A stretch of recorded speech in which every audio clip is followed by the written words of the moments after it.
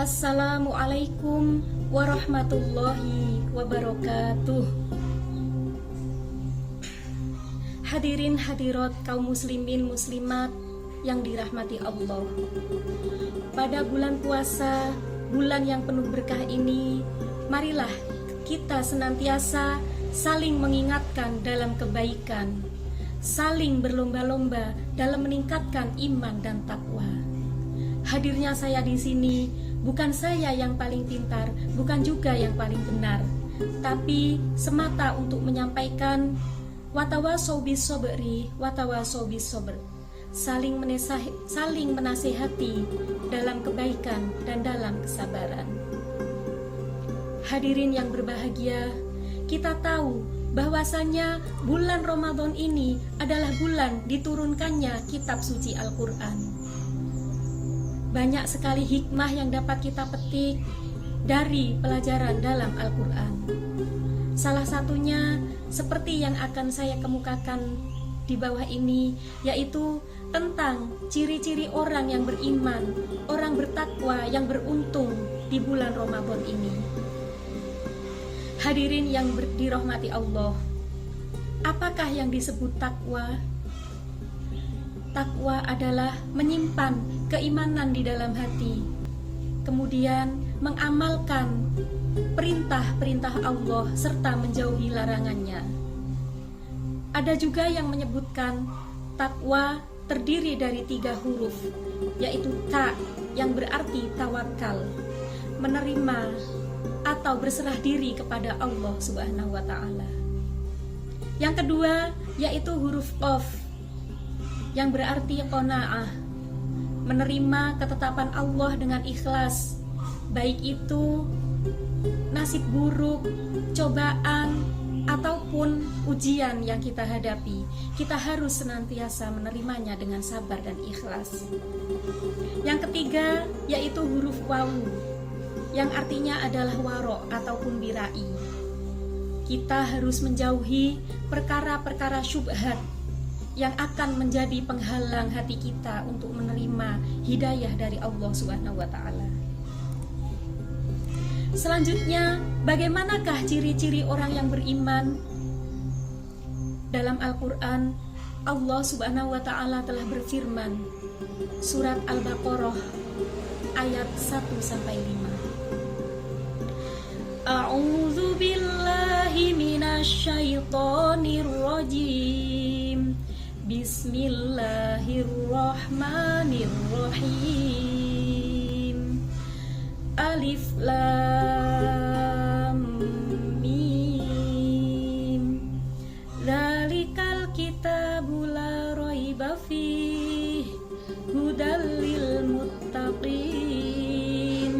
alladzina yu'minuna bil ghaibi wa yuqimunas sholata wa mimma razaqnahum yunfiqun. Ulaika ala hudam mir rabbihim wa ulaika humul muflihun. Shadaqallahul azim.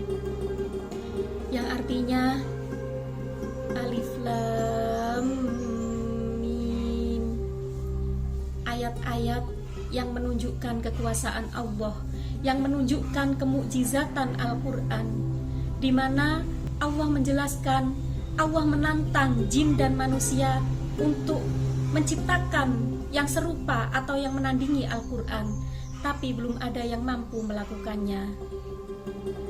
Kemudian dzalikal kitabu la raiba fihi, inilah kitab Al-Quran yang tiada keraguan di dalamnya.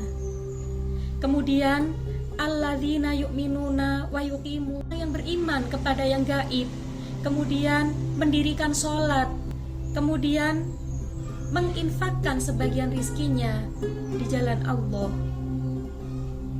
Walladzina yu'minuna bima unzila ilaika wa ma unzila min qablik, orang yang mempercayai kitab Al-Quran dan kitab-kitab yang diturunkan Allah sebelumnya. Wabil akhirati hum yuqinun, dan kepada hari akhir atau hari kiamat mereka itu meyakininya. ulaika ala hudam mir rabbihim, mereka itulah yang diberikan petunjuk. Wa ulaika humul muflihun, dan mereka itulah orang-orang yang beruntung. Hadirin hadirat yang dirahmati Allah, dari ayat 1 sampai 5 tadi kita dapat menyimpulkan bahwasanya ciri-ciri orang beriman yang beruntung ada 8 golongan. Pertama, orang Islam yang percaya, yang meyakini terhadap Al-Quran, tidak ada keraguan di dalam hatinya. Al-Quran merupakan petunjuk, pedoman hidup, tempat kita belajar tentang segala hukum yang ada. Yang kedua, orang Islam yang percaya pada yang gaib, hal-hal yang tidak terlihat oleh mata kita harus percaya. Sebagaimana tercantum dalam rukun iman, iman kepada malaikat, iman kepada rasul-rasul yang terdahulu, iman adanya surga, neraka, Siratal Mustaqim, Yaumul Mizan, hari kebangkitan, dan sebagainya.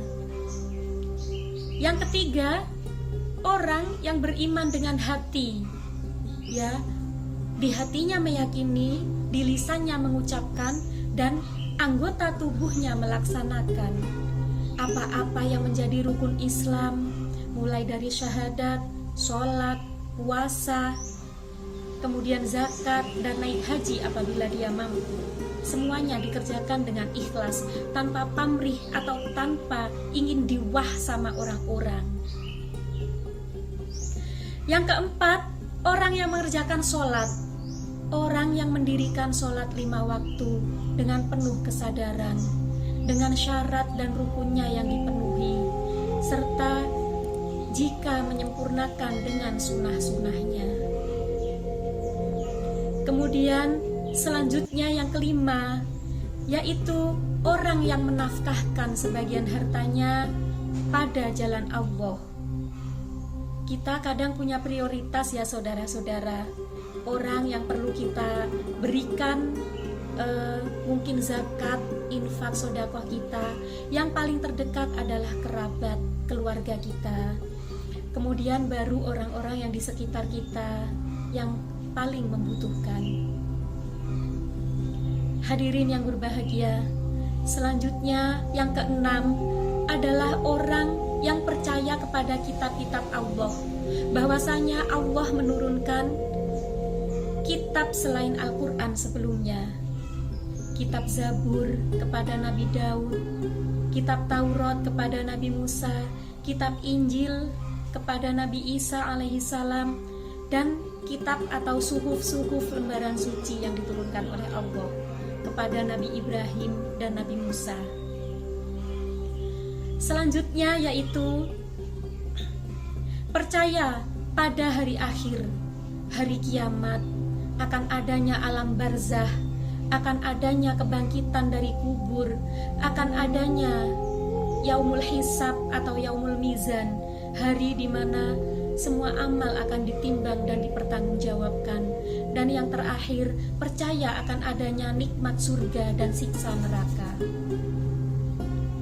Selanjutnya yang ketujuh, yaitu yang kedelapan maksud saya, orang yang membuka pintu hidayah di hatinya untuk menerima petunjuk dari Allah.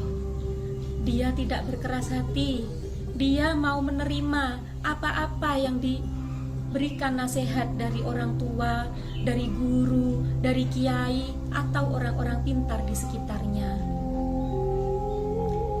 Selanjutnya, bagaimana Allah memberikan balasan kepada orang-orang yang beruntung atau yang beriman dan bertakwa itu tadi? Dalam surat At-Tolak ayat 1-2 Allah berfirman, A'udzu billahi minasyaitonir rajim. Bismillahirrahmanirrahim. Wa may yattaqillaha yaj'al lahu makhraja wa yarzuqhu min haitsu la yahtasib. Shadaqallahul azim.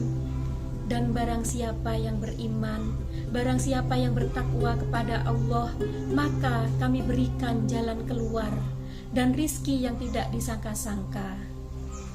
Hadirin yang beriman, hadirin hadirat yang dimuliakan Allah, semoga pada bulan suci Ramadan ini kita dapat meningkatkan amal-amal yang baik, amal-amal yang wajib ataupun yang sunnah, dan Allah memberikan kemudahan, Allah memberikan pahala kepada kita kelak di yaumul qiyamah.